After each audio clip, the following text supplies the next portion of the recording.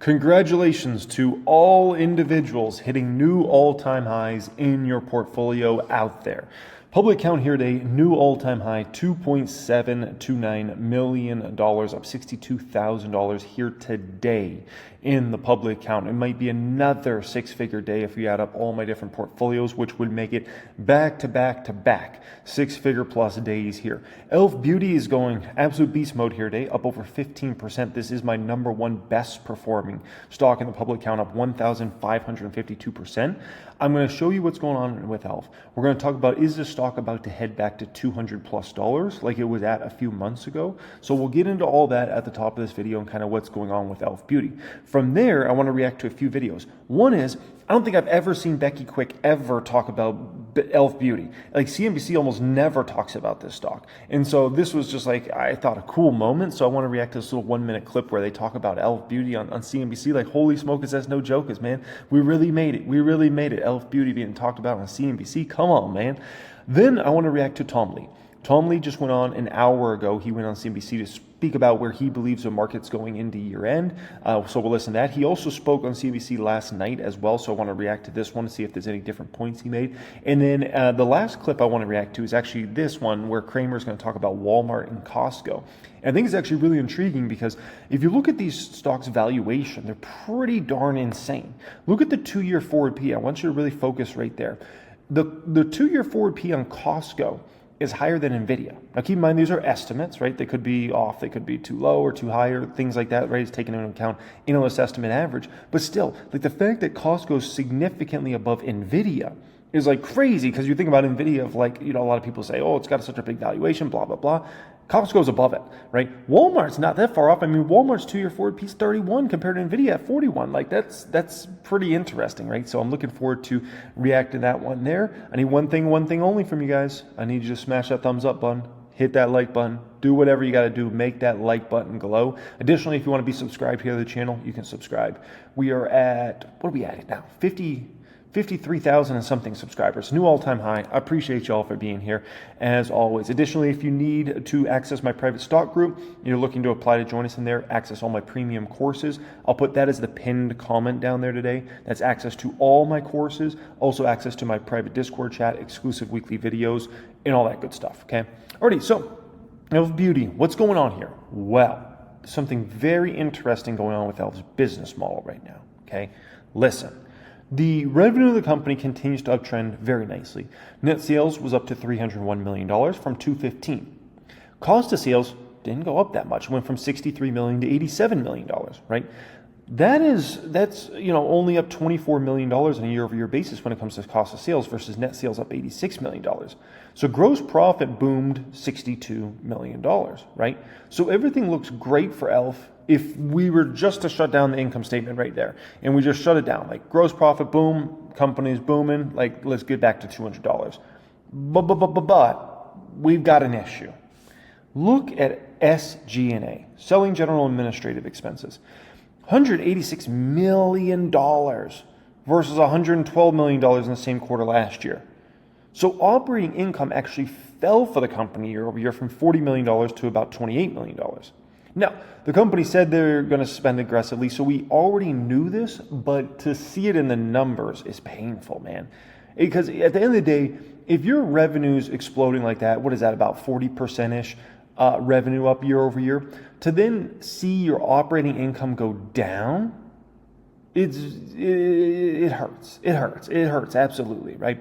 Other income was up very nicely for the company year over year. However, interest expense was also up. Net income fell to $19 million from $33 million, diluted EPS at 33 cents versus 58 cents. So that's why they got a grade C on this income statement. This, if everything just continued like this would have been a grade A income statement. But the spending's out of control for Elf right now. Now, why are they spending so much money?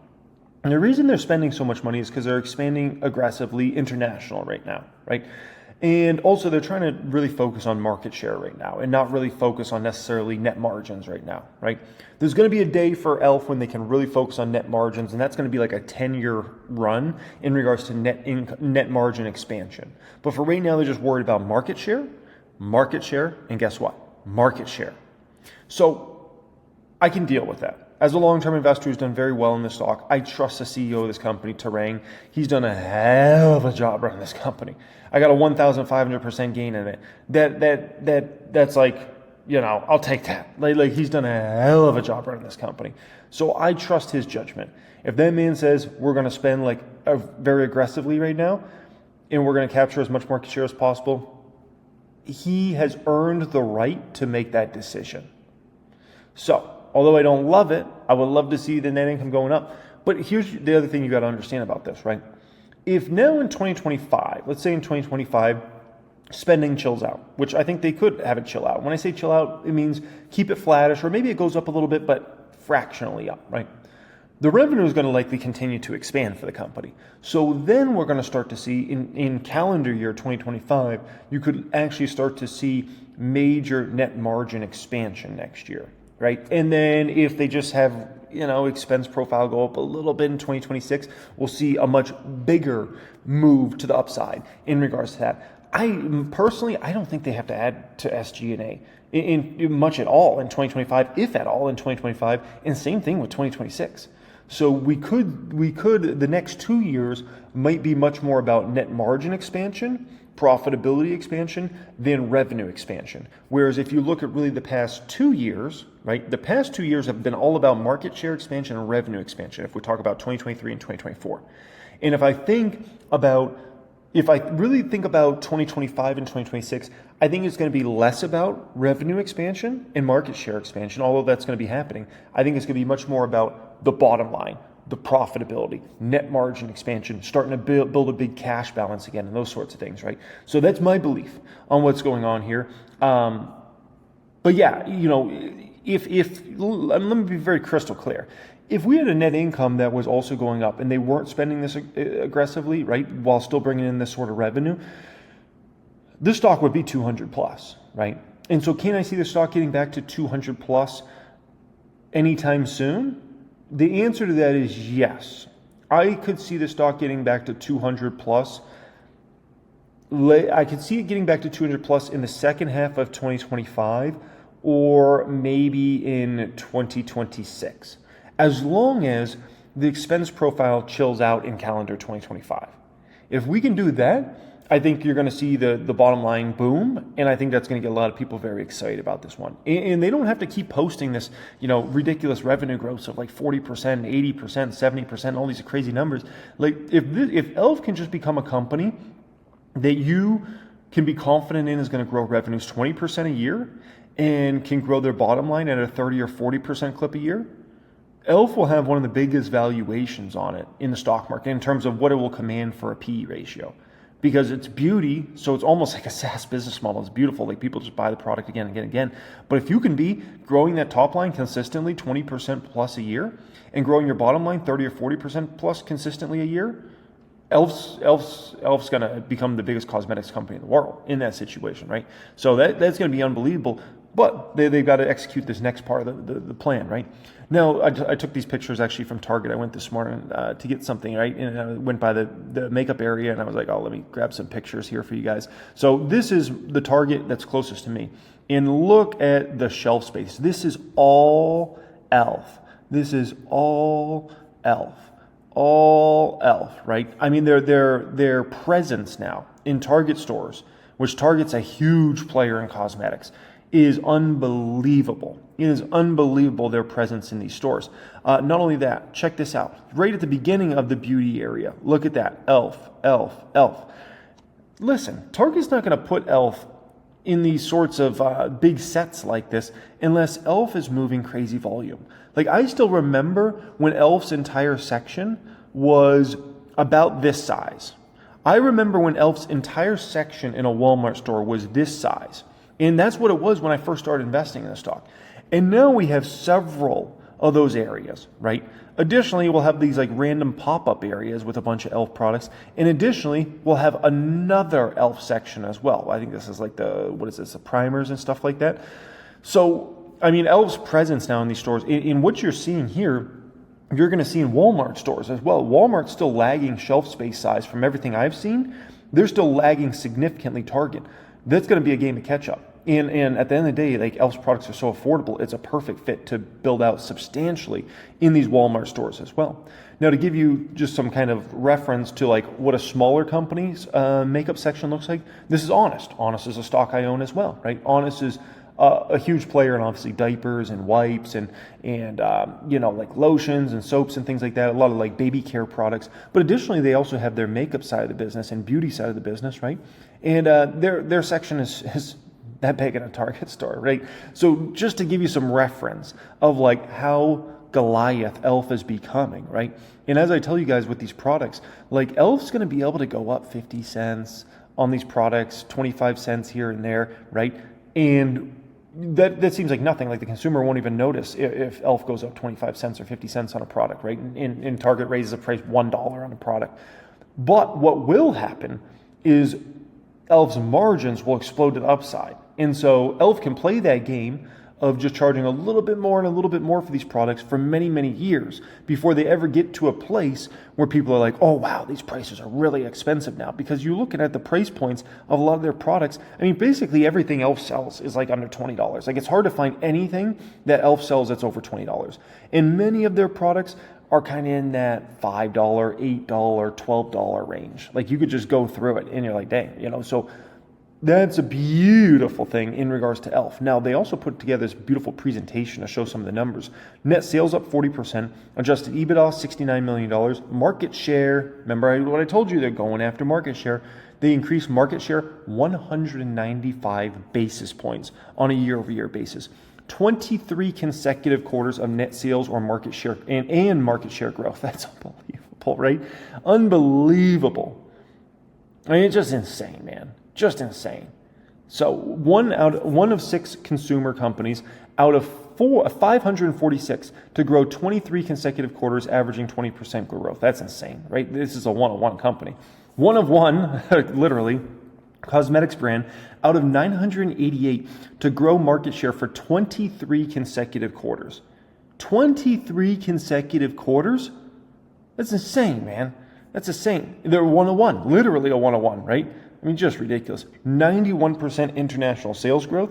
Now, as I told you guys, this is, whenever you're expanding to new markets, it's usually expensive to do it properly, right? And that has raised e.l.f.'s cost of doing business in the short term. But as those sales boom, next thing you know, those markets start to turn into straight profit engines. 91% international sales growth is insane. International penetration, they're now up to 21% from 16% at the same point last year. Outpacing international category, 20x the category in Canada. Oh my gosh, in the UK, 7x the category. Jeez. And the unbelievable thing with e.l.f. is they're so phenomenal on social media, it's insane. So phenomenal. So as they expand to these other markets, like a lot of people already know the brand because they've seen it on Instagram, TikTok, other social medias in general. Digital consumption growth, 40% in this quarter, 75%. Oh my gosh, that's insane. Q2 fiscal year 2024. So they were at 74. So they came off of a 75% comp, and they still comped 40%. That's nuts, man. Because these numbers get hard. Like when you're coming off a 75% comp, and you have to come back with a 40% comp on that, it's difficult. Beauty Squad, 5.3 million members, 30% growth. Higher average order volumes, stronger retention rates in regards to that. So that's good. Nielsen tracked channel data. Nielsen, they measure a bunch of this stuff. If you ever owned energy drink companies like Celsius or Monster, those you'll know of Nielsen very well as well. They're talking about 16% actual growth, 20% expected. If we look at Q1 fiscal year 2025, 26% growth in e.l.f. versus negative 1% for the category. If we look at Q2, 13% growth for e.l.f. versus negative 5% in the category. So this really shows you that the beauty category is very weak right now, extremely weak to be down 5% there. But that's the thing with e.l.f. that's beautiful, no pun intended, is even in a bad environment, a tougher environment, they're still taking market share. So if it's an okay environment, they're taking market share. If it's a bad environment, they're taking market share. And guess what happens when they're in a good environment? They're also taking market share, right? Number 1 in unit sales, number 2 in dollar share, fastest growing of top 20 brands. Whoo! I mean, this beautiful presentation they put together. Is this not? I mean, how many companies are really putting together this high high level of a presentation. That's what I say with Elf. Like, they just really do a phenomenal job, man. They do such a phenomenal job on every way. So here, now this Notorium brand is another brand that's expanding pretty rapidly for them. They actually bought this brand about, probably a year ago now. And that's a brand that has phenomenal upside. And they're getting it into a lot of retailers that have Elf as well. So, yeah, I mean, I think that pretty much wraps up about what we're looking at here. But everything looks really, really good in regards to that. I'm a very, very happy camper with all of this. So, yeah, hold on just a second. Oh, this is one last thing I want to show you guys in regards to Elf in this presentation here, right? Is, remember I talked about price points for Elf so affordable compared to these other companies, right? I mean, Elf, the price points, $14 versus $49 for Prestige, $10 versus $38. And some people, they don't mind paying those Prestige prices, right? And that's where a stock like Estee Lauder comes in, EL. But for people that are really tight on a budget, which is a lot of people, and especially with the inflation we had over a few years there, they definitely gravitate toward a brand like Elf because they can afford it, right? So yeah, Elf's unbelievable here. Okay, let's go ahead and react to this. Beauty are higher this morning. Earnings of 77 cents a share beat the estimates of just 43 cents. Revenue was up by 40%, and it also beat expectations. The company, Elf Beauty, raising its expectations for full-year guidance. The cosmetics company has been under pressure this year. Year-to-date, stock's down about 20%, but this morning, that stock is up by better than 10%. And you know why that is? It's the same thing every year in regards to Elf. This is what happens.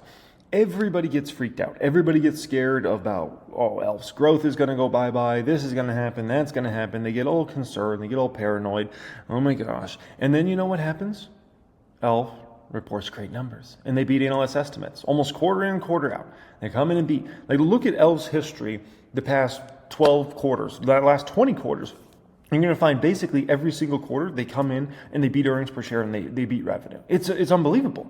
It's one of the best companies I've ever seen in my life in regards to just coming in and beating those numbers again and again and again. People are like, how the heck do they do it? But they do it. Of course, if you're looking since the pre-pandemic, it's been up sharply over that period of time. Over the last 5 years, a gain of 566 percent. That's thanks in part to viral marketing and its prowess in winning over young shoppers with value versions of what are prestige favorites. Shares of Take-Two Interactive have been volatile in extended hours tradings. They've initially fell by about 3% after the company's forecast for game sales in the current quarter came in below expectations. That indicates weak spending by gamers as inflation takes a toll on consumers. But yeah, video game sales have been very weak for a past year. And you know what else has been very weak? Like any sort of gaming equipment, computer equipment, those sorts of things. I do believe in 2025 you'll see a comeback in some of those categories, but yeah, it's no doubt it's been rough. Alrighty, let's get into Tom Lee here. Tom Lee makes a case for year-end rally. Helping us guide our investing viewers through election night. It was good having you. Oh yeah, he was there. What do you make now? You've had a chance to digest a little bit of what's happened. Yesterday was, felt euphoric. Now what? Well, first of all, Scott, thank you for having me on election night. It was historic, and I really enjoyed it. The move yesterday, 3%, the best move in the history of any post-election rally, I think needs to be respected because it really highlights one of two things or both. One is that there was so much de-risking into that election. Actually, it was unusual. We actually fell 2 weeks into election day. That happens like about a third of the time. And the second is that animal spirits could be unleashed because of the interest and belief that there's deregulation and mergers and a pro-business environment. So I think it's a very respectable move, and I think it sort of argues we have 5 to 10% upside into year end. At what point, though, do you get on board with Barry Bannister's idea that the train could be leaving the station heading, full speed to Crazy Town? Well, he's sort of structurally correct that, this market top is not going to be because of someone's going to have a problem with PE or because a recession's going to happen. I think it's very likely, in the next 6 months, the top is because either firepower is exhausted or expectations have become unhinged on markets. We can measure either, right, with a We can look at margin debt. That's just been flat for the last 4 months. So the market's been up, and most investors have been de-risking. That's fuel for me, upside fuel.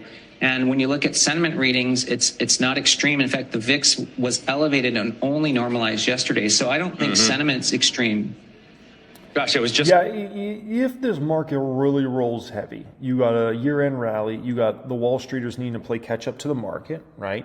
And so that's going on. And then you get, year-end, you get into the new year, you get January, right? Everybody's excited, like, oh, Trump's about to take office, okay. And you get another rally there. After actually Trump gets in office, that's when I get a little concerned, assuming we have a continued big year-end rally here, and then we have January optimism about the new year.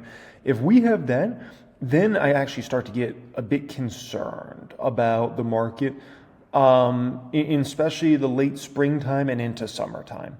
And I think you could see a heavy sell in May and go away. And it might even start in April or March at that point in time, right? And then I think it could be a rough summer. Now, during that rough summer, that could be a time period where, Trump really goes after the Fed to really get lower in interest rates, especially if the stock market starts to have troubles. Because if he gets in office and then shortly after he's in office, meaning within the first few months, all of a sudden the stock market starts to tank, he pays very close attention to the stock market. If you were around during his first term and investing in the market, that man pays very close attention to what the financial markets are saying, what's going on in the stock market. So all of a sudden the stock market starts tanking shortly after he takes power, right? He's going to be putting that on the Fed, right? And he's going to be after them left and right. You guys need lower rates, right? Rates are way too high. People can't afford homes. They can't afford cars, this and that. Businesses can't afford to operate. And that would be a big area of volatility. And when I say volatility, I mean likely downtrending, because when things get rough like that and people get kind of caught off guard, woo. But I only see that happening if we continue to really go risk on in regards to this market this next 3 months. November, December, January are bangers. I start to get concerned after that. And so we'll see. We'll see how it all trends out, but that's kind of my thoughts. So we might actually be somewhat aligned in regards to that. You about the VIX. It's funny you went there. I'm staring right at it. I mean, it's down 30% on the week. Just a full-blown collapse, right? Don't forget, we were above 20. I think we were at 22 at one point last week. We're barely above 15. Yeah, it was actually very interesting to look at the VIX futures curve. But on election day, the VIX futures curve was over 20 all the way through August of next year. It should be around 15, 16. The markets were pricing in tumult and uncertainty for like 9 months, 10 months. So I think there's a huge amount of re-risking taking place. I don't think people got their exposure yesterday and today. I mean, look, you I know, thought that we wouldn't know the outcome of the election for many weeks. I think that was your base case coming in. So I think there's a lot of surprise, rethink, as we look at where this market might be able to go. On that note, you do have a new ETF, which I want to talk about. It's called the FundStrat Granny Shots U.S. Large Cap ETF. Granny Shots being that you think these would be a little bit easier to make, right? Yes, that's right. How'd you build it? We're talking about names. I hope we show this. I think we have produced this up. Tesla, Goldman, JPM, Johnson Controls, Caterpillar, Emerson, TransDigm, Eaton, Oracle, Ingersoll. That's the top 10. But how'd you build that? Ingersoll Rand? The Granny Shots ETF is really built upon the research model we used at FundStrat. That was a thematic core stock portfolio that we had been using since 2019, so for 6 consecutive years. It takes 7 what we consider relevant market themes, and it finds the most correlated stocks to those themes, whether it's AI or millennials or Fed easing or improving PMIs, and then the stocks that appear in the most frequently across themes are our Granny Shots. And Granny Shots is named after Hall of Famer Rick Barry's way of shooting free throws. Some of us do remember that. We definitely do. Tesla's the number 1 stock. The weighting is 3.25%. You want to just talk about the move in that stock this week and what it means to you in context of how you've built this and where you think it can go? By the way, a lot of times I've gotten so many messages from people over the years, and so many people ask me, why don't you do an ETF, Jeremy? Why don't you do an ETF? Why not do an ETF, right? And I've gotten that a lot. I'm not against doing that. It's just the timing's got to be right. And the timing's not right for me right now. Right now, I'm just really enjoying YouTube. I'm just really enjoying leading my private stock group. I'm just really enjoying, building out 1000xstocks.com and being very involved in that process. And so the timing's just not quite right in regards to me doing an ETF or a hedge fund or something like that. So someday that will be in play, right? Someday that will be in the cards, but it's just the timing's got to be right. I'm very meticulous about the timing being right, especially on big stuff like that, because if the timing's not right, then it can potentially mess up the whole deal. And so that's like for instance, 1000xstocks.com. That was something that I had thoughts about for a long time, right? And the timing had to be right, and I had to know exactly what I was doing here, how I was going to approach everything, right? And have the right team members to help me build it out and things like that, and we did it, right? And so, but if I tried to do that a few years ago, it wouldn't have worked. I just know it wouldn't have worked. So someday I might go that ETF route or do the hedge fund route, but it's just not right now. And so just keep that in mind. I'm having a lot of fun on YouTube, having a lot of fun with the private stock group, and having a lot of fun with 1000X and building that out. And so, someday it might be in the cards, but it's just, it's just not right to do it right now. That's bottom line there. Yes. Tesla has, in our research product, had been appearing since inception, since 2019, because that company has a hidden asset, which is its AI and intellectual property. And now, of course, the intellectual property built around all this infrastructure they own. So it's a company that to us looks undervalued because people look at it as a car maker and look at current margins and earnings. But as we know, there's a lot of new initiatives, whether it's robotaxi and, robots and now, of course, there is a political angle that you guys well discussed, and I think it could only help Tesla. Tom, be well. We'll talk to you soon. Appreciate you. It's Tom Lee, Fundstrat. Alrighty, next one up here, Tom Lee again. CNBC contributor Tom Lee. Tom, it's great to have you on. 1,500 points for the Dow today. We haven't seen a move like that in a couple of years. Where do we go from here? Wow. Well, I think, Morgan, today is really an example to show you that the market did not price in an election outcome. If it did, we'd be trading flat.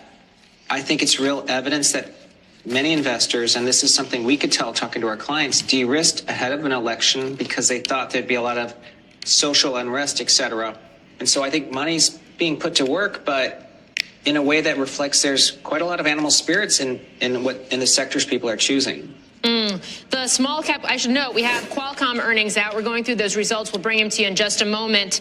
Mike Santoli is also with us now. So Mike, I'm going to go to you on this one, and that is the fact that we have seen this Trump trade in play today, whether it's the strengthening of the dollar against other currencies, it's the rip we've seen broadly in equities, especially those from steelmakers to banks to anything that's considered more cyclical and economically prone to stronger growth and deregulation. Bitcoin higher as well. But we've also seen some sell-offs within this market under the hood, too. Yeah. There had been a lot of speculation on whether the so-called Trump trade, as it was being defined coming into today, was going to actually pan out and play out. Your thoughts?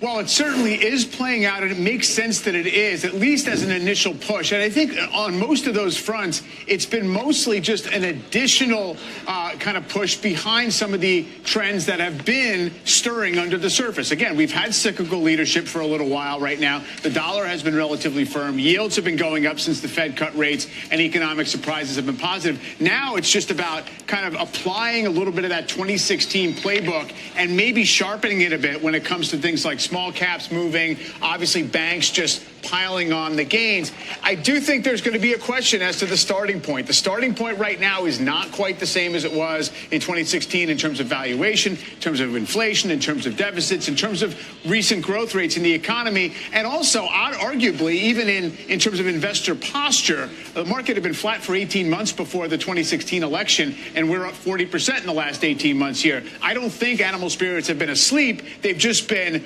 essentially energized that much more with this potential policy mix. Artie, not much to react to there. Okay, let's go ahead and get into this Walmart Costco one. By KeyBank today, just raising Walmart 87 to 88. They could have also said the same thing about Costco, which had good numbers. I mention this only because when we were talking about Sembolist and his piece from J.P. Morgan about what could have been a message that the President Biden left on the floor, they never were willing to embrace any corporation. And Walmart and Costco really did keep inflation down. Their goal is to get all prices down to 2019. They succeeded in many cases. But that would have required the president to acknowledge that both Walmart and Costco were superior operators who really meant to help people. But they don't know. They were so out of touch with corporations and so willing to be able to say, unwilling to say, you know what, here's a model.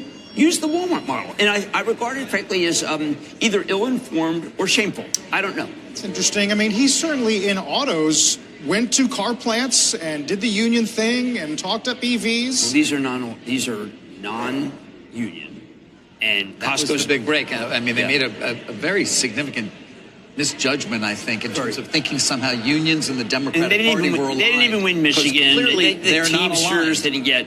But their antipathy toward corporations will go down. We'll eventually look back and say they had the same populist view of the 1890s of a group that lost this country. They became irrelevant, and then the Populist Party doesn't exist.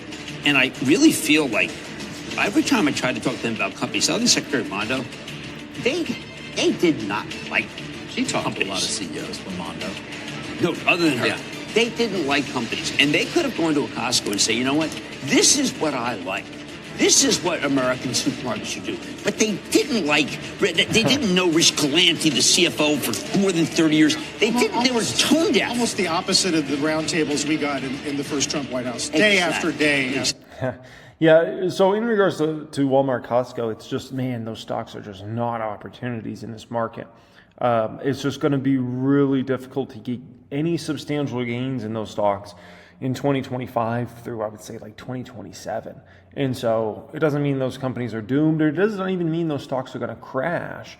It's just to get gains in those stocks 2025 through 2027, that 3-year span is going to be very, very difficult because the valuation's been so stretched on those companies now at this point in time. So we'll see what happens for those stocks 2025 through 2027, but I just don't think it sets up very well at all for Walmart or Costco. I think those ones will just kind of be floundering stocks, but plenty of other opportunities in the market, folks. Okay. Appreciate you. Thank you so much for joining me. If you're looking to access all my best courses, my entire premium course library, Become a Master Stock Market Millionaire Playbook, Stock Options Mastery, Dividend Investing Mastery, get access to my Discord chat, exclusive weekly videos, all that good stuff, plus the moves I'm making in my I need to change this. No, the Fidelity account's $2.7 million. All the moves I'm making in my $2.7 million Fidelity account. Then you can click the pinned comment down there, apply to join us in there, and level up. Much love, and have a great day.